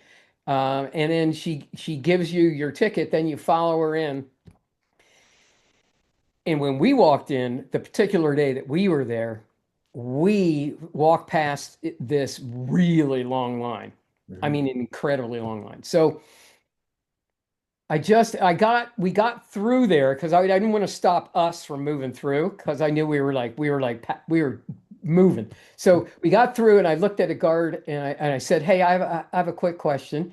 And he's like, "What?" And I'm like, "That line that you see right there, how long would it be if I stood at the end of that line before I got to the counter to purchase a ticket?" He goes, Right now, it's about 2.5 hours." Mhm. Okay, so for $35 extra, I get I skip the line, so I save 2.5 hours, Mhm. and I get a tour guide. Mhm. So I'm like, this is pretty sweet. This is pretty sweet. And on top of that, we didn't skip one line. Mhm. We skipped two. Mhm. When we got close to the Mona Lisa, she was like, I'm not sure they're going to have the Mona Lisa room available today, but if they do, I can get you to the front, to the door of the Mona Lisa. And I'm like, what? I'm thinking to myself, what does that even mean? Okay, so it turns out that the inside of the Louvre is big enough that it can have like a theme park queue line, Mhm. right? So if you've ever been in a theme park queue line, which most of us have, and most of us regret um, having to go through the line, but if you've ever been there, they have sections of queues. So you're going through this queue line, you get near the end of the queue line in your section, and you're like, yes. And then you find out you're in a whole nother section of queue line, right? Well, they have that in the Louvre for the Mona Lisa. Mhm. And we were like, all right, so they go, but what we can do is we can take you to the entrance to the room. And they did. And from there, it took 10 minutes to get to the Mona Lisa. How much was that? That was included in the ticket. That was That included was included in the in the ticket. $35 difference from 75 to 110. Skip You, two queue wow. lines. That's $35 well spent, in my opinion. Well spent. Because how many times? So think about it. Okay, so as a tourist, as a tourist, how many times are you going to the Louvre? Hmm. Probably once in your entire life. Hmm. Is it worth an extra $35 to have a better experience and enjoy it more? Because unless I read the placard, which, I'm a placard reader and I have to confess, I do read the placards, but my wife does not. She likes to go through and see it, but she doesn't like to read the individual placards, which, realistically can take a significant amount of time, depending on your reading capability. So I could have read that the bricklayers had their own individual mark in order to get paid for the bricks that they laid. Hmm. Or I could pay somebody $35 to get through two queue lines faster than normal and also find out from them. And not to mention that energy drain of 2.5 hours online. That's gonna suck some energy from you too. So it's not just the dollars, it's also the energy. And your mentality, when you finally get through, you have this feeling of relief, but you're like, I just wasted 2.5 hours of my life. So let me ask you a question. I want to flip that a bit, right? So what's an example of a learning experience you had where you spent money and totally regretted it when it comes to travel? Like, I will never do that again, where it's kind of flipped. It was a negative experience that you learned from. Okay, this is a hard one. This is a hard one because as an engineer, I do a lot of upfront research and analysis to determine things, and so where did we spend money? I don't know about, all right, so there are times when we've gone to a restaurant, Hmm. a Michelin rated restaurant, Hmm. and I know not everybody can do that. And I do recommend them, but that's a lot of money. Hmm. It's a lot of money. One restaurant we went to and we were there. I will say, we had a fabulous experience. It was just delightful. Hmm. We felt there were only there were only enough seats for I want to say 28 people in the entire restaurant. And they didn't turn over seats. So it wasn't like you didn't have to so if you were there for the night. Hmm. We got there at 8 o'clock and we left at quarter 12. We Hmm. were there for the night. Hmm. Now we paid extra Hmm. for, like wine pairings and this and that. And we ended up getting 17 courses. Yeah, yeah. We ended up getting 17 courses with a wine pairing for each one of those. And there were some of them were only bite sized, but I have to tell you, after 17 courses, you're still full. People Hmm. are like, that's just a little bit of, well, no, no, no. It's not like going to Outback and getting the 22-ounce porter house. You know what I mean? No, it's not like that at all. That's its own experience. Okay. That's when you want to get the meat sweats, that's what you want to do. But this, you just want the experience, right? So, we walked out of that restaurant $750 later. Hmm. So, it's not for everybody, Hmm. and I'll probably only do that once in my life. I might never do that again, Hmm. so, And where was this? What city? What state? You don't need to name the restaurant, but what it was in Philadelphia. is it? Philadelphia? Okay. And it was a great restaurant. I don't regret going there at all. Okay. But like It, a once in a lifetime experience in yeah. that case for you. What's like a trap that you've seen people run into time and time again? Like the first thing, oh my God, the tourist trap or travel trap, where like, please, this is the one that everybody makes a mistake, and you could help them avoid right now. What's one that comes to mind? Okay, so there are different philosophies on how to approach your travel. Hmm. I'm going to talk theme park for a second, and then we'll roll into like traveling around the world. Hmm. Um, when you go to a theme park, first of all, Diane is amazing. When she does research on where we're going, she bought a book on going to this particular theme park. Hmm. And their philosophy in that book, they had a chapter on how to strategize where to go. Hmm. In the book it said get there when the park opens. Boom, get there when the park opens, and then immediately head to the far back of the park because those rides you will be able to walk right onto those rides, even if you're there when the park opens, the first rides, you could be like seventh or eighth waiting, right? And if you're going to end up walking to the back end of the park anywhere and you bolt it and you walk fast, you're going to hit that one. Then you're going to get to the next one in the back. And we did that, with kids. We did that. And we probably hit three rides without waiting in any queue line at all. Hmm. Three. Hmm. And then by the time we got to the front, there was one of the rides was broken and it just opened up and we just walked in and went on that ride. Hmm. So you gotta have that understanding, and I'm honestly having trouble finding a real regret on something we've done because I mean a lot of the stuff that we've done, like we bought Eurail train tickets Hmm. on March, honestly goodness, on March 31st, 2020, right at the beginning of the shutdown. Hmm. We bought first class tickets Hmm. for $400 each, for 420, $420 each Hmm. for your rail. It was a 30-day pass. You could travel any 7 days in that 30 days. Hmm. Boom, you're done. You're good to go.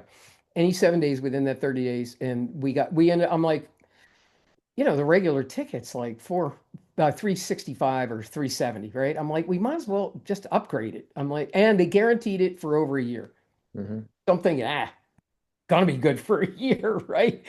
A year comes back around on the clock, and I'm like, and then they go, hey, we're gonna extend this for another year, right? And then they extended it for another, no, they extended it for 9 months, and then they extended it for another year. Hmm. If you switched your ticket we had actual physical tickets, by the way. If you switched your ticket from physical to digital, like an app on your phone, they would extend it for even a year, but they wanted you to pick the dates. And so we did. And we went to Switzerland. We went to Switzerland, Austria, and Germany. Hmm. And exclusively used the URL. We rented a car once to go to Liechtenstein because Liechtenstein does not have a convenient, train station in Liechtenstein. It is what it is. But they do have a crazy good Italian restaurant that was really cheap. Okay. Um, and it's not that far from the Italian border, so you can understand how that would actually work. All right, so I'm trying to think, but those actually worked. By the way, when we got home, I waited a couple of months and then I looked up the cost and we spent $840 total for our tickets. When we got home, those same tickets were $1,950. Oh, wow. Okay. Yeah, yeah, that's how expensive they And were. not so much necessarily a regret, but more so like a warning or a tip where you've just seen a certain mistake it's made so many times by newer travelers or by amateur travelers. Where like, oh, this is the thing, just don't do. Even if it's just general philosophy of Right. travel, or it doesn't have to be a place necessarily, but what's like either a mindset or philosophy that you say, oh man, this person's such a new traveler and they're making these mistakes they don't have to Right. make. I could give them tips right now Right. on how to avoid that. Absolutely. And by the way, we do have some of those tips on the website, like passports, don't go to another, don't go to another country if your passport's going to expire within 6 months. Okay. First of all, you shouldn't they're probably not going to let you out of the country. We did have friends, they were like, yeah, our kid's passport We got them when they were like, really young. And then we went to travel and the passport was like expiring like a month. It was a month after we were supposed to get back. I'm like, dude, you should have read the website. But the key to that though is, and that highlights the need wherever you're going to go, you need to research where you're going Mhm. because where you're going has its own set of rules. Mhm. Like we rented a car in Italy to go because when we went to Andorra, which is its own country up in the Pyrenees, we talked about that earlier. When you go to Andorra, you can only get there by bus or car. There's no there's no airport, there's no train station, nothing. Bus or car, and you got to pay a crap ton of tolls. I think we paid between Barcelona and Andorra, we paid over €100 in tolls Mhm. to get there. Now, the justification for that is those roads were and they were like perfect. Mhm. Like there were no potholes, there were no cracks in the concrete. They were like as if they were like laid like 2 weeks ago. They were really smooth and you're paying for tunnels and that kind of stuff. Mhm. And you're also paying for speed at that point because some of those tunnels you had to go up the side of the mountain and then across the pass and then down the other side of the mountain. So Mhm. that could easily take you on a small mountain. That could easily take you a half an hour to 45 minutes to do that up and down process. Whereas the tunnel itself, it's like 2 minutes. Mhm. But all of that, the key is to research that. So we knew going in we were going to have to rent a car for that. And some things. Here's one that I do regret. I knew I'd have an opportunity to find something. All right. So one of the things that we do is we carry our trusty water bottle, right? And in this case, we have branded water bottles, right? Enjoy life, journey more often. That's our trademark slogan. Mhm. This earlier this year in April, we were flying to Scotland, and in order to fly to Scotland, we had to fly through LHR, Mhm. right? So we're looking up the rules because the US has made it clear that it's okay to travel with ice now. Mhm. So if you have like solid water, you're good to go. So we get into LHR, and LHR is one of the quirkiest airports. I'll probably never travel through LHR again if I have my choice because of this, but only because it's it's it's very quirky in regard to when we flew in, we had a layover before we got to our next flight, right? That was 15 minutes Mhm. to get from the gate where we got dropped off at to the gate where we needed to be. And in London Heathrow, what you don't realize is that a lot of these are by bus. You have to get to the bus, you have to get on the bus, that whole thing. Now, what a lot of people also don't know is, and we didn't know because we didn't find out until we got there, you have to go through security. Mhm. So we have frozen water, we have ice in our Yetis, right? Mhm. So we get through security. Mine actually got through security. Diane's does not. The mistake I made was trying to argue with the supervisor at TSA. They have their own TSA thing there, which Mhm. I didn't know. Otherwise, I'd have booked the flight different because that's a 15-minute differential. Now you got to make it from one gate to the next and go through security in between. Mhm. All right, so I'm arguing that, and they're like, no, it it's water. I'm like, it's frozen water. It's a solid. And Mhm. they're like, no, it's a liquid. I'm like, it's solid. They're like, it's a frozen liquid. I mean, that's a solid. And I'm like, you're making up a new property of matter here. And so after about 5 minutes, I was like, I'm not going to make this plane if I keep on going, right? So she took mine then, right? So now I lost my Yeti, my custom Yeti. And because London Heathrow decided to make up a new state of matter, physics has been changed forever now. And so we go running. I mean, we're literally at this point, we're running through the airport to get to our gate. I, my wife says, go first and then tell them I'm coming. So I get there And it literally says, when I get there, it's like 1 minute to go. Mhm. And I'm like, hey, my wife's right behind me. And the guy, I will never forget this. And I don't think he was kidding, actually. I Mhm. said, hey, my wife's right behind me. And he goes, I guess you're traveling solo then. Oh, shoot. And I'm like, I may not have traveled with your thing again. So the long and the short of it is she comes flying around the corner and he goes, ah, good. And it was when we both went through the gate, it said 0000. There were no minutes or seconds left. Wow. And then, yeah. What's um what's the scariest moment you had traveling? Well, that was traveling or traveling for work, work or pleasure. Either one. Where it was closest, we'll say the closest you've had to we'll say near-death experience, where there was your life was flashing before your eyes, whether it was business travel, personal travel, work travel, whatever it might be. Because you were in Iraq at one point, you were in South Sudan, you've been in other areas. So Yeah. what Yeah. was the scariest moment that you faced? Okay. So, wow. Probably, well, all right, I'm going to reclassify that and say the time that I was probably in the most danger. There we go.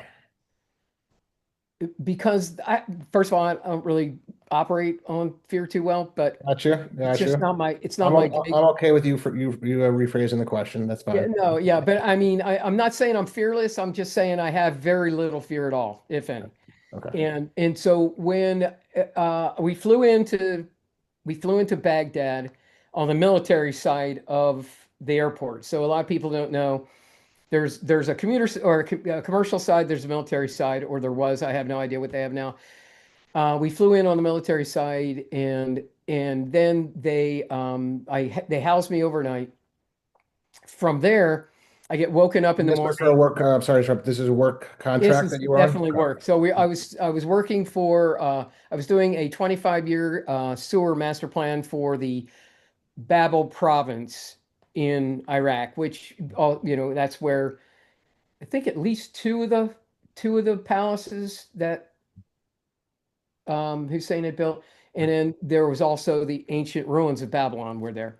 Mhm. All right, so they we were actually giving doing a conference for the local government officials, local and national government officials. So they had it at the Babylon Conference Center, but the only place they decided to house us was inside a forward operating base Mhm. in the hot zone. Mhm. Wow. Yeah. So I get there, it's a pretty quiet day. I meet up with the people that I need to meet up with. We go to the DFACT or the dining facility, Mhm.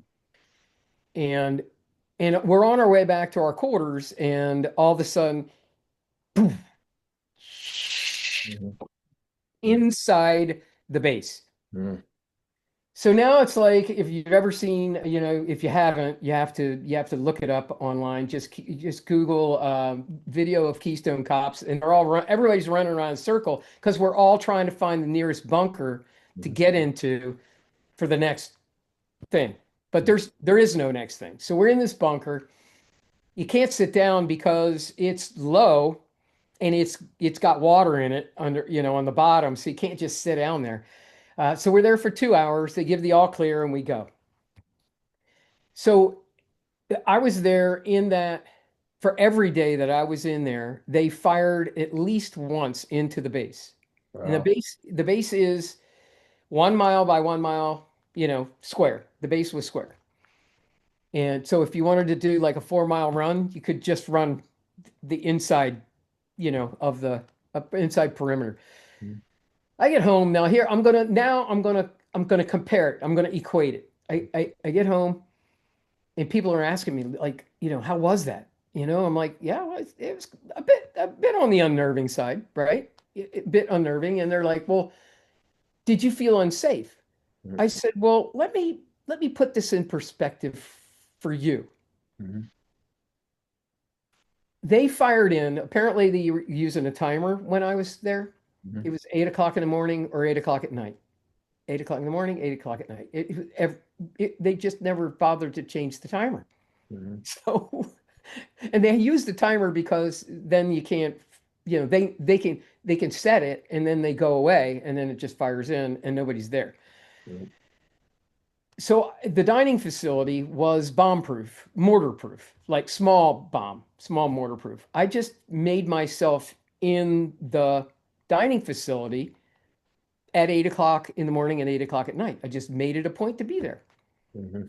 And then, so, unless it was something bigger than a mortar, I was going to be fine. I said, here's the deal. When you're driving on a 3-lane highway in any city, Mhm. I feel less safe doing that than I Wow. did sitting in the war zone. Wow. To put that into perspective. Seriously. Wow. Because because there you realized it was more of a, if your time's up, your time's up. It was kind of random. Mhm. Like in all 12 times, I think only one person actually got hurt Mhm. and no one got hurt the other Mhm. 11 times. And so you're looking at it and going, I mean, the random nature of that Mhm. is pretty, I mean, it's, you just can't calculate it, right? Because it's either going to happen or it's not going to happen. But on a highway, it's probably going to happen, Mhm. right? It's less random on a highway. And that's why I think, in my personal opinion, in my personal viewpoint, if you're on a highway, your life is in more danger than I was over there.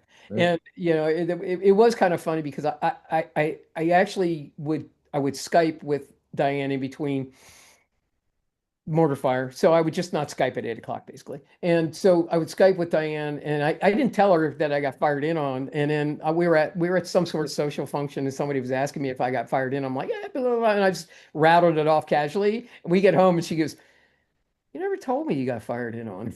And so I told her, I said, well, it was kind of random, so it really wasn't that dangerous. But Mhm. there was another time when we found ourselves in another country that we weren't supposed to be in. Mhm. So we had inadvertently crossed the border, found ourselves in another country. Mhm. We were confronted by law enforcement in that country, and so I was like, you know, this can go either way. The good news is that most of the places that I've been to, they know that if you're American and you're there, you're probably there for some sort of benefit to their country. So you're either working for a non-profit organization, an NPO, or um, you're working for the government, like the federal government of the United States. So you're probably working for a government, for a nonprofit. So they probably know that you're there to their benefit. So it's easier, quite honestly, it's easier to argue your way out of a situation like that, which we did. It took a while. It took probably about an hour and a half Mhm. before our team leader decided to, argue us out of it. And he was legit unhappy because we were there not legally. And they had every right at that point to put us in jail. I mean, we could have spent the night in jail at the least, Wow. um, until Wow. they sorted it all out. What we also knew, though, and I think this is what ultimately got us out, is that we were working for a team working on behalf of their government, of the Kyrgyzstani government. We were working on behalf of their government, and we were going to have another team in the other country Mhm. next week. And so when we mentioned that, they were like, okay, keep your eye out for those people. But I mean, I could easily spent the night in jail or even been, because the rules are different, Yeah. And I people don't think get over there. I think that They're ties okay. nicely. I'm sorry to interrupt, but that ties nicely. That actually is one of the travel tips, right? Is first the passport, right? The 6 month rule on the passport to make sure, and then also know the rules of the country you're in. So that applies to recreational travel as well as for Yes, business travel. So to know the rules. Hey, throw me one more of those like tips because those are really helpful, right? The 6 month rule, the know the sure. rules of where you're going to. What's something else that's a good tip for people? We'll say more on the recreational travel. Yeah. So, well, with COVID, that became very, very difficult because some things weren't open. Mhm. Those things, like we talked earlier about, needing, you couldn't just show up at a winery and get a wine tasting. And we do a lot of wine tastings. We love wine tasting. We're members of probably four different clubs. Mhm. And that's where we get, we're members of clubs that are, they just have phenomenal wine. But you couldn't get a wine tasting without booking a without booking an actual appointment. I thought that we had booked an appointment to this one winery, showed up, and they were like, "You're not on the roll." And I'm like, and they were Mhm. like, "All right, well, we'll just let you. We can't put you in because you're not on the rolls. But what we can do is like, is there a particular wine that you were interested in that we could give you like a flavor of?" And and so we ended up getting a wine tasting by that. We bought a couple of bottles to, because that's the nice thing to do. They just kind of squeezed us in kind of thing. Mhm. But you had to know to get an appointment for that. Okay. So no different than when you're going in. There are certain places that you're going to pay money to get into. Okay. So everybody thinks about, all right, I'm going to pay money to get into the Roman Colosseum. Mhm. Okay, but you're going to pay more. You're going to be, oh, a big tip, big tip, big tip, big tip. And this is on the website. Parking in Europe is pretty bizarre. There's the normal street parking, right? Everybody's got normal street parking. But if you think about it, these cities are pretty old, so there's not a whole lot of street parking, right? So here's another one. Uh, Exchange. So when you're exchanging money, Mhm. uh, do it before you leave or after you get to your location, Mhm. not at the airport. Mhm. You're going to spend more money. So I'm just going to make up numbers. Mhm. If a pound to the dollar is 1.5 pounds to $1, right? $1.5 to £1, which is a more accurate scenario. Mhm. $1.5 to a pound, right? You could easily pay $2 Mhm. for every pound you want to buy. Whereas if you go in town, because you're going to pay an exchange currency fee, right? You're going to pay the exchange fee. You're probably going to only, if you go into a currency location like in London or something, you probably only going to pay maybe $1.65. So you're going to pay more. You're going to pay maybe 10%, but you're not going to pay that rate, the big rate at the, and that's how they get you because it's convenient. You're just walking right by them, but I mean, it's going to be expensive. The Mhm. other thing that when you're getting an exchange, we'll get back to parking, but this is right, totally wild. I've seen as many as five different exchange rates in one country. Mhm. You've got the bank rate, Mhm. okay? You've got the bank rate at the airport, okay? And then you've got the rate in town. Actually, this one had six. You got the rate in town. Now, for this particular one, when we were in Argentina, we were in Mendoza. We go to a Cambio, that's their exchange house in Argentina, in Mendoza, downtown Mendoza. We go to a Cambio, and the guy goes, "Okay, so the exchange, I think at the time the exchange was like 5 pesos to a dollar." Mhm. And I'm like, does the amount of money that I want to exchange have an effect on the exchange rate?" Mhm. He's like, well, yeah. What are you thinking? I said, what is $750 get me? Right? Well, It's now I'm negotiable, getting huh? I'm getting eight instead of five. Mhm. So that's 60% more Argentinian pesos than I would have gotten had I not even asked the question. Yeah, love that. Good Right? negotiation. And then there's when you go to a local shop, right? Like in a lot of developing countries, the US dollar really is king. Mhm. Um, you, we went to this place and we bought we had a whole bunch of stuff. Like we were buying like for our adult children, and I have to explain this because everybody there's a story that we bought knives for our children in Spain, and the postal guy got upset because we bought knives for our children. I had to explain that they were adults and in their late 30s, early 40s. And so, um, but we were buying knives, we were buying jewelry. We had, and it comes out and you go, so I have my card. I'm just thinking I'm going to pay by card. Mhm. And he says, that's $750.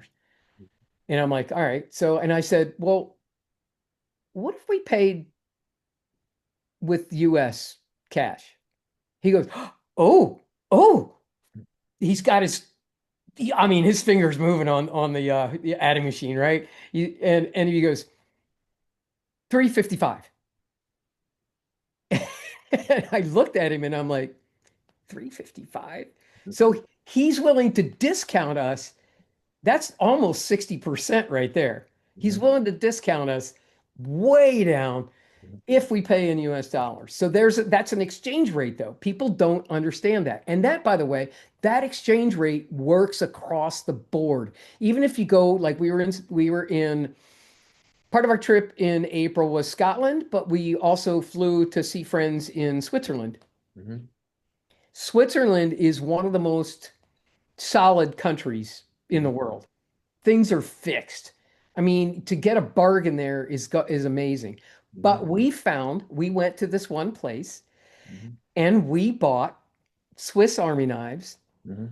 and we got a bargain because we bought like a dozen. Mhm. They were willing to give us a discount. Now, that principle works everywhere. To be honest with you, it works in this Did you country. pay US dollars for those knives?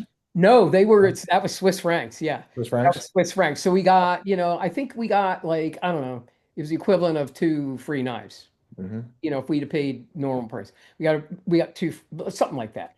And engraving on some of the knives. So, we got a value for, but it's a question. Now we don't try and dicker. You know what I mean? We're not mean about it. We're not Hmm. like, you should give this to me for cheaper You, because I'm buying you 12. asked the question, which is a I'm great part of negotiation. You ask the question. I'm asking the question. And if they hold, if they say anything but no, right? If they say it like that, then I'm like, okay, cool. All right. So what, let's do business. Mhm. Because if I'm not willing to buy it for that price, then I shouldn't buy it for that price, period. And that's okay. Right. But, I'm not going to go and negotiate somebody down just because. Mhm. I'm just not. And so it turned out in that case, we actually had a combination of US dollars and Argentinian pesos. So we ended up getting it. I think it turned out to be like $405. So it's still way cheaper than $750, right? And we ended up getting all that and It's another great tip. So the exchange rate, in addition to the parking, watch out for that. But this has been a lot of fun, man, and we kept it within our budgeted 2 hours. And right, right, right. we So could have gone a lot longer, I think. don't forget the last and final exchange rate, which I Yes. I don't personally recommend. What's that? There's actually a black market exchange in every country. Okay. There's always a black market exchange. And again, I don't recognize it because it's just easier to stay on the up and up and stay legal because if you get in trouble legally, criminally in another country, You don't you're want to going end up in down. jail. You're Yeah, going down. that's so yeah. Yeah, yeah. That's suboptimal during your travel to end up in jail and potentially So prison. So parking is interesting in other countries. If you wanted to tackle that before we finish up, Sure. I'll give you a story of one of the greatest parking stories we've had. Um, the easiest, most of the time there's parking outside of a village and then you walk in, which is fine because most of that's really walkable. A lot of villages we recommend, we love staying in the old city part of town Mhm. because you can literally walk everywhere. So you don't even need a vehicle at that point. And usually the train or the subway in most places are relatively safe. Mhm. Um, but this one particular, we had a car in France. So it was one of the few times that we try not to, but we had a car in France because we flew into Paris and immediately went to Luxembourg. We went from Luxembourg, and in Luxembourg they have a dedicated lane for this one parking garage. And you sit there and you wait and you wait because it says one space available, right? You know how it is in the city when it's like, and you're looking at it and they have the sign where it tells you how many spaces available. It says one space available, but not really. There's zero spaces available because they don't have a zero on the on the thing. So there's one space available. So you have to wait until it goes to two. And you see the person coming out. They're coming out right in front of you. So but you wait for the sign and it goes to two, and then you can go in and find, yeah, and you have to find that space that the guy just vacated, which is crazy. Oh my But God. that was in downtown Luxembourg, which is a castle city. We could talk about that forever. But we were going to Avignon because we needed exchange. That's how we got onto this exchange thing. We needed exchange because the market that they had in the city that we were staying, Orange, which is spelled orange. But in Orange, they had this market, and we were like, it's cash only. So we were like, all right, let's get some money and go back to the market, and we'll buy some cool stuff at the market because markets over there are like really killer good.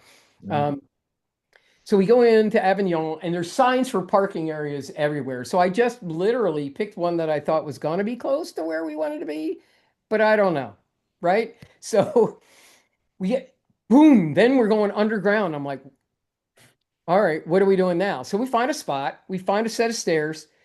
Um, the first set of stairs led to, guess where? It was locked Mhm. up top. And I'm like, I don't even know how that works. So we go back down, we find another set of stairs. We come out, we're in an alley, one of the cleanest alleys I've ever seen, to be honest with you. It was a clean alley. It had very light beige stone. It had the stone wall behind us, which the door was inset. Had a stone sidewalk, had a stone wall, and it went forever in both directions. When I say forever, probably about 450 feet in each direction, 500 feet maybe. And Diane's like, which way should we go? And I'm like, that's the city wall Mhm. in that direction. So let's go in that direction because I think we're going to find the inner city in that direction. So Mhm. we did. We get to the end of the alley, right? We go through I don't know what you would call it, a portico. We find ourselves in this open air, uh, there's trees planted and it's just an open air like mini park in this thing. And then there's another thing, and then you're out on the street. So it opens into this, and then there's a hotel on the one side of the uh, there's a name for it, and I'm strong blank. Mhm. Anyway, so we go out into the street, and I'm like looking around, and I'm like, okay. And so we did what we wanted to do in Avignon, and then we went back to try and find the exact same spot and couldn't find it. Mhm. But we did find another entrance that was close to the car. It's Mhm. actually closer to the car. Um, and we did find that. We walked a lot of Avignon, but just be aware. So we have my son taught me this from when he was in the service. It's called situational awareness. So it doesn't just work when you think you might be attacked. I mean, that's absurd. I mean, there's a lot of things to be situationally aware of. Like, where did I leave the parking garage and how do I get back to it? Right. And so I did a blog post on that because, when you're parking in an unknown, you've never been there. We've never been there in Avignon. And I'm actually pretty good at finding my way to and from places. But in this case, if you've ever been to a European city or a town, the inside of those towns look just the street after street, the street look very familiar or very similar and familiar. And you're like, was this the one or was that the one? So you're second guessing yourself as to where you're at. So, do some research on parking. Sure. So if we do like a summary, like if we do like a 60-second summary of these big four of the 6-month passport, the know the rules, the parking, and the exchange rate, how would you crunch that all into a 60-second summary? It's a challenging one, but these are four great tips. But how, Well, how, how do we summarize those within 60 seconds? honestly, very easy. Because we've already talked about it. If you do, wherever you go, do your research up front. Okay. Don't just think about how much am I paying for the hotel, how much am I paying for the airfare. Do your research up front because if you get so you may find a cheaper deal out of the city, but you're going to pay more going back and forth with your car Mhm. between renting the car and parking. So do your research up front. If and in a lot of these, a lot of especially in Europe, a lot of cities are walkable. So if you research up front, you'll know, okay, I got to renew my passport. If you do the research up front, you'll know that in for one, we postponed our trip to Italy because one of the years that we were going to do it, they were having a whole country festival. Mhm. And I'm like, heck no, I'm not doing this because it's everything's going to be more expensive. Mhm. Just the flights alone are going to be more expensive. So, do your research up front. And that way, when you get there, you'll feel more comfortable. You'll Mhm. feel relaxed because you've already researched it. You already know that when you go to the Coliseum, you're going to skip the line and Yep. you're going to have a tour guide and you're going to see parts of the Coliseum that you don't get to see if you get general admission. Mhm. Right? So you get to see underneath there. I don't know if they show you that now, but they had just opened it up when we got there. So you get to see different things. So if you do your research up front, you get all these perks Mhm. and you have the feeling like I got this.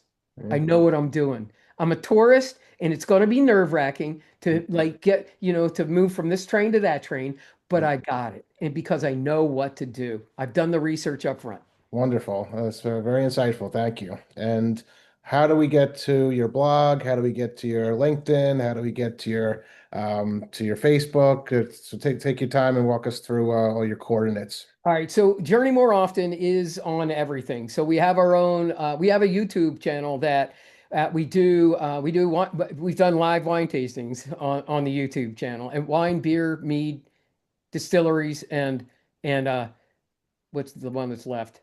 Mhm. Wine, beer, mead, distilleries, and anyway, Mhm. there's another one.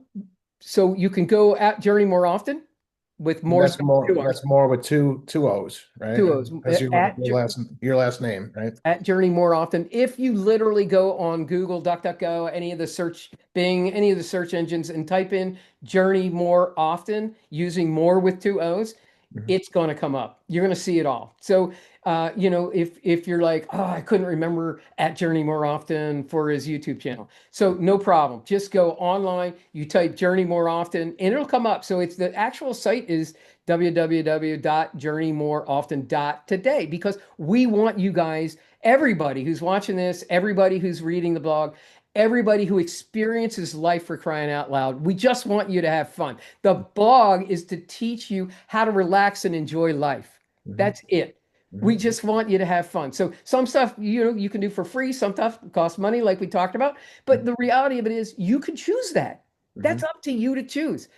Some of the hikes that I've been on, you couldn't pay money for that. Mhm.